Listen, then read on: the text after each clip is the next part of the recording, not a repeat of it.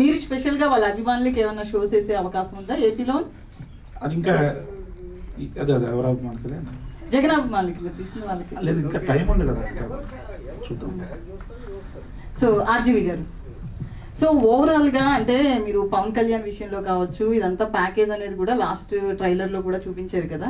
ఓవరాల్గా మీరు తీస్తున్న లక్ష్మీ సెంటి గారు కావచ్చు, ఇప్పుడు తీస్తున్న వ్యూహం కావచ్చు, శబదం, వీటన్నిటికి కలిపి ఓవరాల్గా బీ ప్యాకేజ్ ఎంత అండి? దాసరి కిరణ్ గారి నుంచే ఇప్పుడు దీనికి ఒక 100 సార్లు చెప్పా ఈ ఆన్సర్ లాస్ట్ 4 నెలల్లో. ఇంకా నాకు ఓపిక లేదు. మీరు ఎంత అనుకుంటే అంత.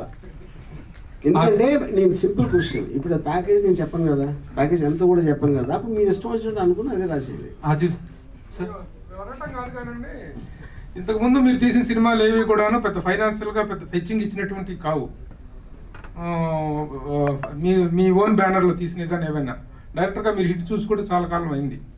కానీ ఈ రోజున ఆర్జీబీ డెన్ అనేది చూస్తే వన్ ఆఫ్ ద పోషెస్ట్ ప్రొడక్షన్ హౌస్గా ఉంది. అంత ప్రొడక్షన్ హౌస్ని అంత డీసెంట్గా అంత డెకరేటివ్గా చేయడానికి డబ్బులు ఎక్కడి నుంచి వచ్చినాయి రామ్ గోపాల్ వర్మకి?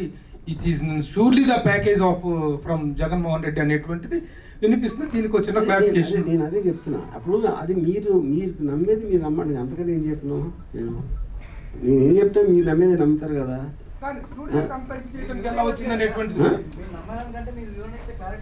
వివరణ ఏంటండి అదే చెప్తున్నా. ఇప్పుడు నాకు ఎవరు ఇచ్చారో మీకు చెప్పాల్సిన అవసరం నాకు లేదు.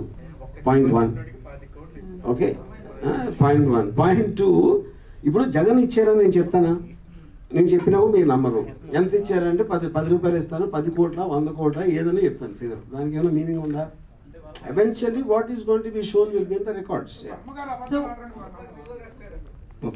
ఇప్పుడు నేను అబద్ధం ఆడనని మీరు నమ్మితే 1 పైసా కూడా ఇవ్వలేదు.